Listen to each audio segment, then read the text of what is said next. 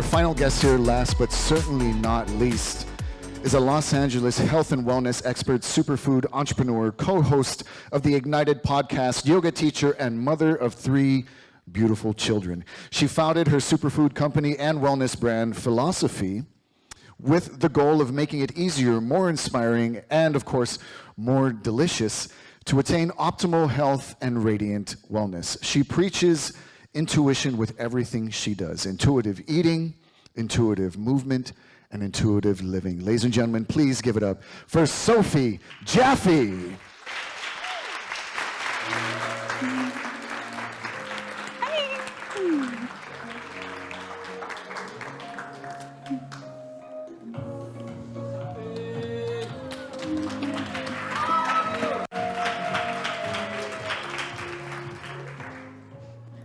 Okay. How's everyone doing? How's everyone feeling? A little warmed up? You excited? Okay, let's just take one collective breath together. If you can just close your eyes. This is more for me than for you. Close your eyes, find your feet on the ground, sit up nice and straight, and just drop your shoulders, and take a deep breath in, inhaling, filling up, and let it go. Good, blink your eyes open. Welcome back. Cool, my font is like 0. I can't see my own font. Okay, we're gonna roll with it. So thanks for having me. I'm so grateful to be here. I've been very emotional the last few days. Like every little thing is just making me wanna cry just from extreme gratitude. So thank you for having me. Yeah. So I was on a trip in Mexico in April. April is my birthday month. Yes, I celebrate the whole month. And it was the beginning of April. I was there with my family, my 3 kids, my husband, my best friend from childhood who lives on the East Coast, her 4 kids, her husband, and we try and do this once a year. We're childhood best friends. And we're in Mexico. We're about to go to dinner, the quintessential Mexico restaurant, romantic by the beach. And I get a call from my sister. And I could tell from her voice, like, this was not a good call. She had been crying, and essentially 2 months before that, my mom, in February, our mother, was diagnosed with a very intense late-stage lung carcinoma. And it was small, so very invasive and very fast-moving. And some tests came back, and it essentially said that she had a few weeks to live, and we thought she had a few years to live. They said 1 to 2 years at first, most likely, and then these tests came back, and that's what the call was about. So I dropped everything. I booked a one-way ticket home, left my kids in Mexico with my husband, and I didn't know when I would come back. It was a one-way ticket. I didn't know what I was walking into. And so I met my sister there, and we became my mom's caretakers for the next few weeks. And I mean, nothing in the world prepares you for looking in the face of death. Like has anyone been there on the last moments of someone's death? It's intense, it's intense. And then for it to be a parent, my mother, it was nothing that I was prepared for because it came on so suddenly. Not that you can ever prepare for this. And so there we were. Oh, missed that slide. Welcome.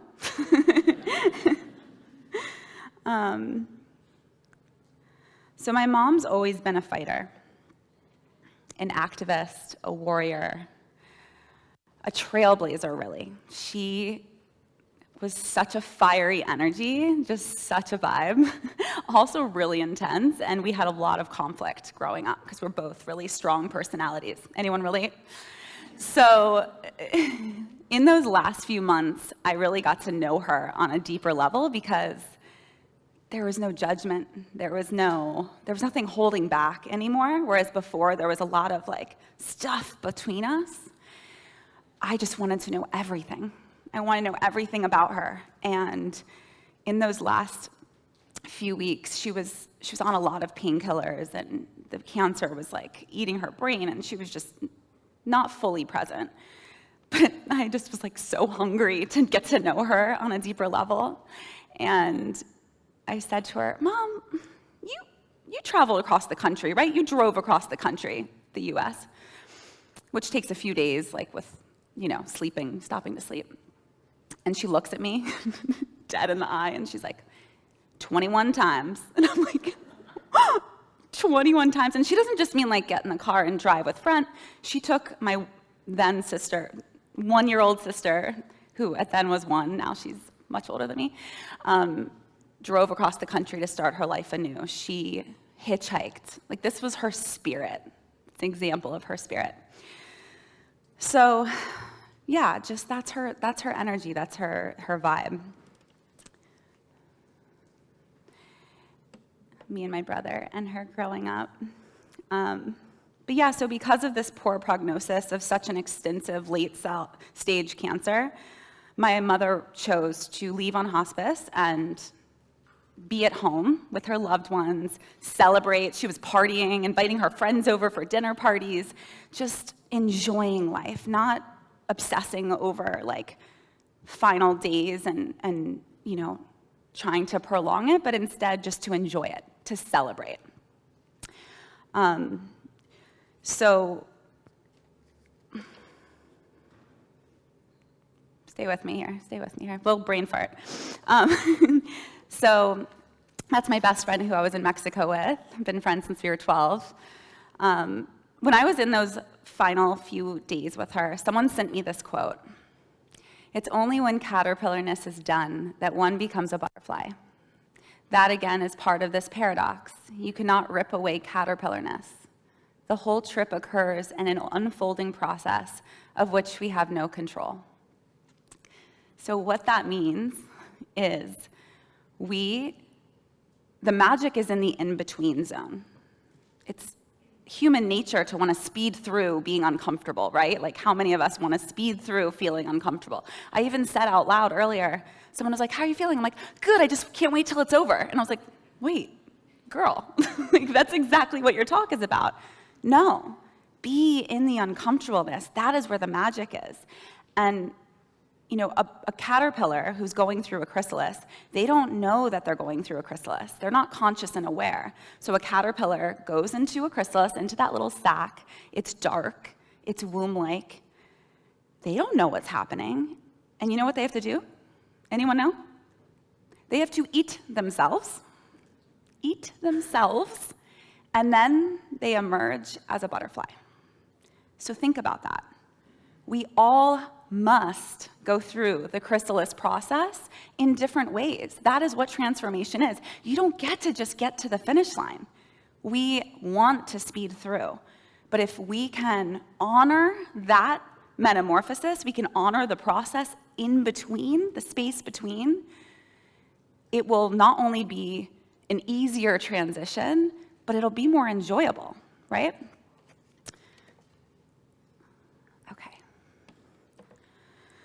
So it's said that change occurs when you become what you are, not when you try to become what you're not.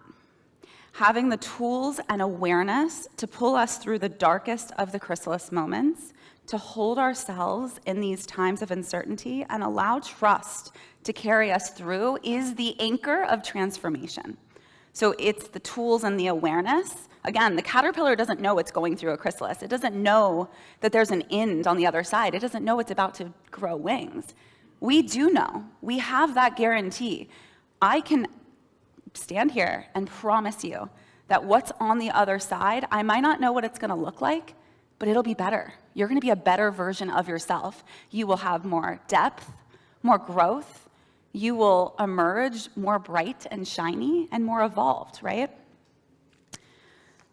So the key to this is really leaning in to the discomfort and having that courage and awareness instead of hiding from the contraction. When we lean in, we accelerate the growth process and the upgrading of our spiritual software. Does that make sense? Am I speaking a different language? Okay. Cool, cool, cool. All right. I love this slide.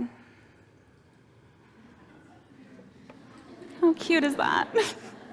This is the first slide, like 6 months ago, that I took a picture of, and I was like, I'm the sweetest thing. Because this is it.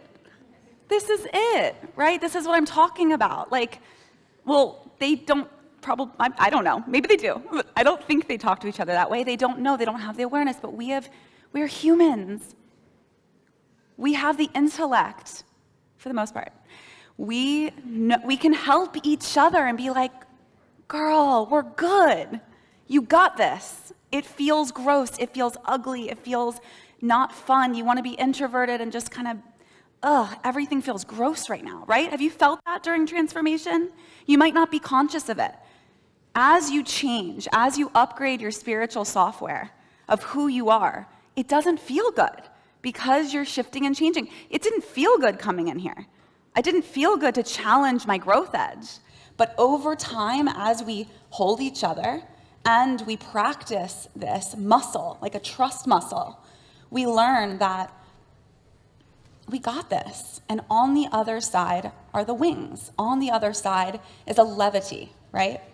It's not easy facing yourself. It doesn't feel good. Like I was saying, it can be rough. I went through a lot of really, really hard things in my life, and we're not going to get into all of them because we don't have enough time, but my parents divorced when I was 8. I moved from house to house, home to home, school to school. I went to a different school, 8 different schools from elementary school to high school, which has created a wonderful resilience in who I am, but it's not fun to leave your friends and your community over and over and over again and have to move and start from scratch again.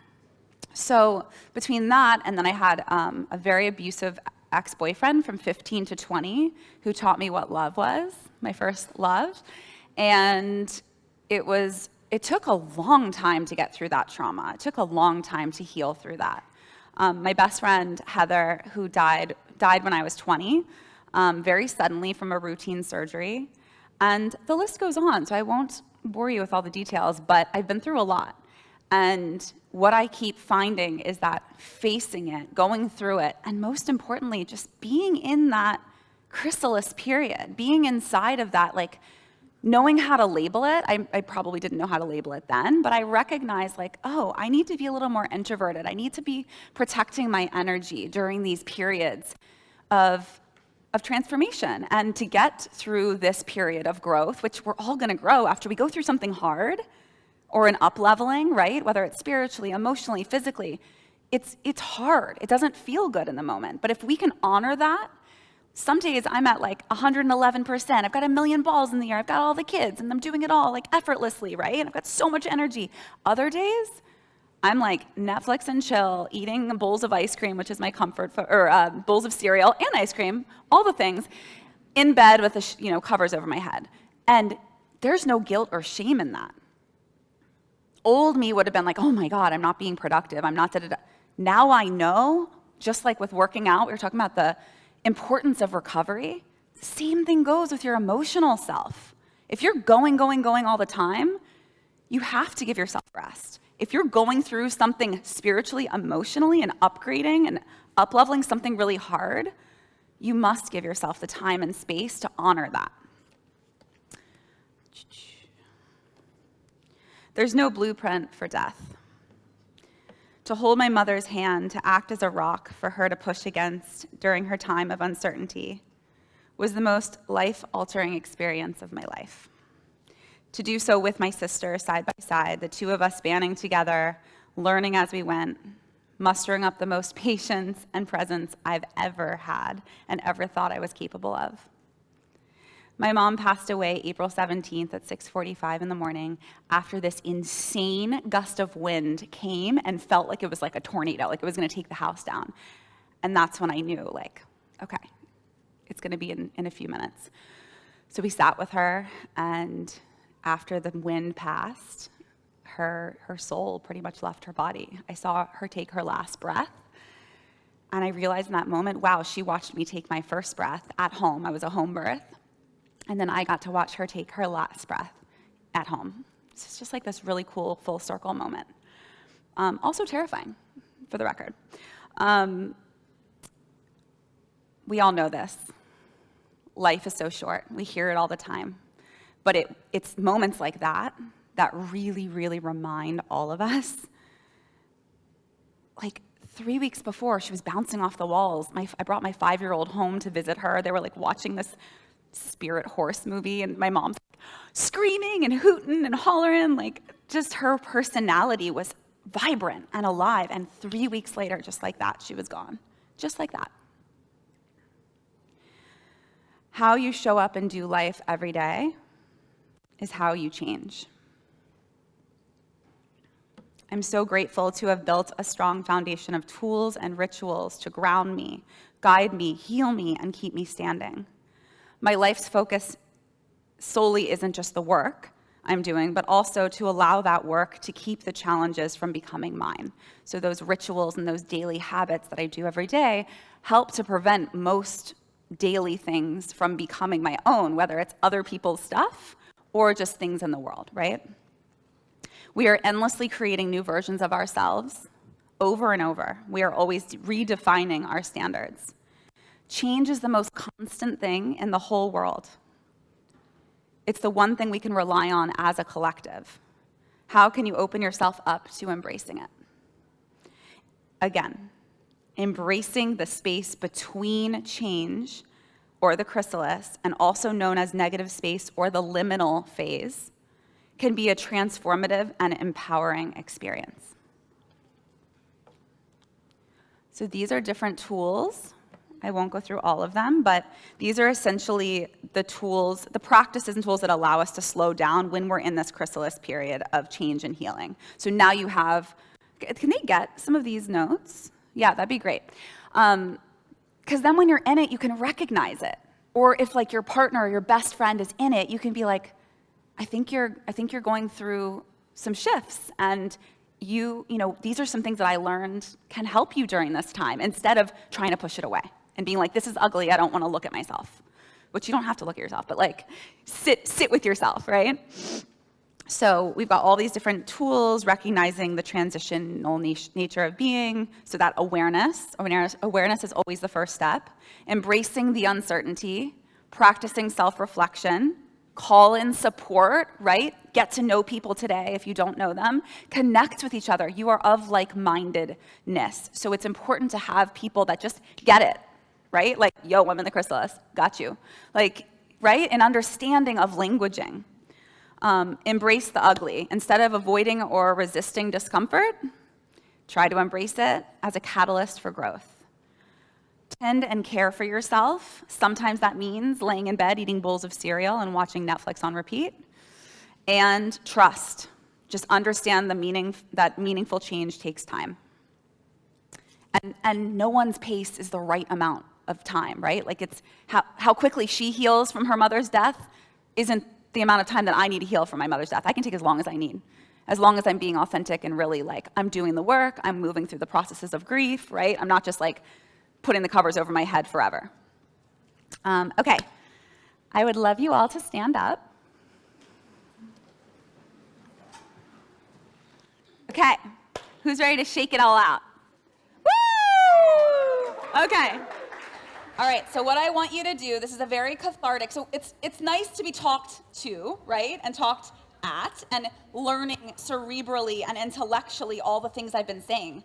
This is a practice or a tool that you can use anytime, whether you're in that phase, that chrysalis phase, or just any time that you're feeling like you need a release, okay?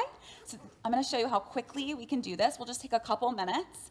I would love you to close your eyes, okay? And just start to feel the music. Let your legs move, let your hips move. Start to flow with the music. Nobody's watching you. Close your eyes.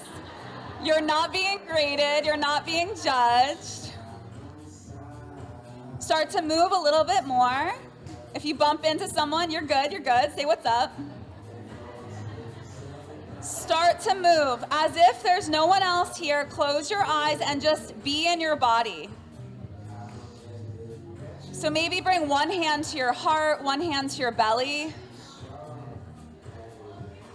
Relax your face a little bit. Relax your jaw. And notice what comes up, right? Notice how it feels to just move in your body and how we have that self-criticism. Notice what comes up in your head. All right, and then I want you to take your left hand, eyes are closed, or you can open your eyes for one moment.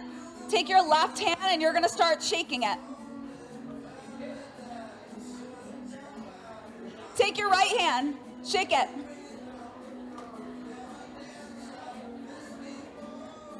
Left hand, down or up, doesn't matter. You're not being graded. Right hand, both hands, both hands. Get into your hips. Move a little bit more. Move like you mean it. Close your eyes if you need to get out of your head. Shake it out. So now I want you to close your eyes and think in your head something that's been stressing you out lately. And this could be a thought, a repetitive thought. And then shake out that thing, whatever it is. It can be a bad habit. It can be a bad relationship. It can be something just stressing you out. Shake from that place. Shake and let it go. Bring it into your legs. Hop up and down a little bit. Arms, arms, legs. Get into your booty a little bit. Okay, last minute. Give it all you got. Shake your arms. Woo! Shake it out.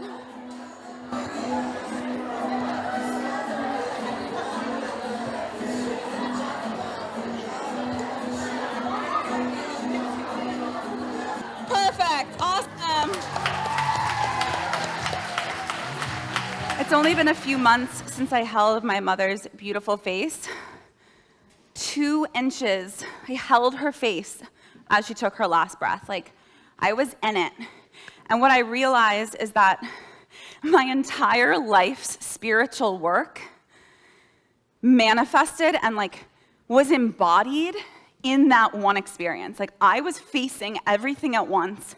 I've never been so present in my entire life. I didn't even miss my kids. I didn't even think of my kids. First time in 12 years of being a mom. Did not even consider what was going on. Trusted all was good. Dad had it handled. I was so dropped in and present, knowing that every moment counted. Every moment. And then I would regret not being present. So I showed the fuck up. And that's what we do for ourselves, right?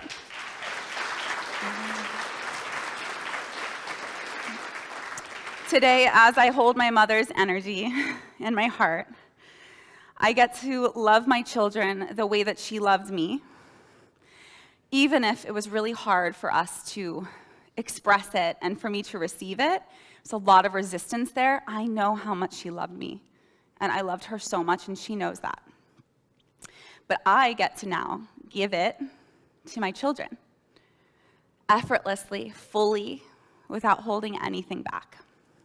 And that's because I've done the work, right? Like, my mom didn't have the ability or the motivation, or maybe it's generational, I don't really know, but she didn't show up and do the work in this way. So we are lucky enough that we get to show up to our lives and go to things like this, where we are empowered with tools and actionable tips to actually move through our lives with grace and confidence and without fear to face ourselves.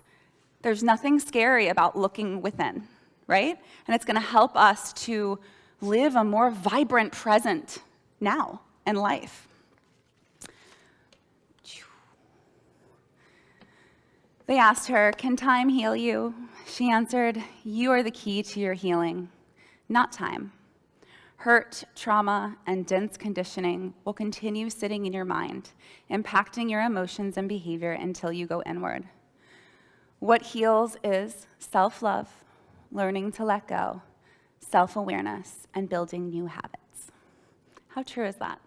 It's not about the timing. It's about applying these tools and being just present with ourselves. If you need a year to heal, go for it. Honor it. But call it out. Like, I'm in my healing process right now, so I'm not going to be doing these things. I have boundaries. I protect myself. It's intentional, right? That's a theme of today. We're talking a lot about intention. Remember that your experiences are valid, and the only way to emerge from the chrysalis is to move through it. Embrace the journey, embrace the discomfort, and emerge as the vibrant, authentic, and powerful being that you are destined to be. May you find the courage and inspiration to navigate your own metamorphosis with integrity, courage, and trust. Embrace change, honor the liminal space, and allow your transformation to unfold in its own perfect divine timing. Thank you so much.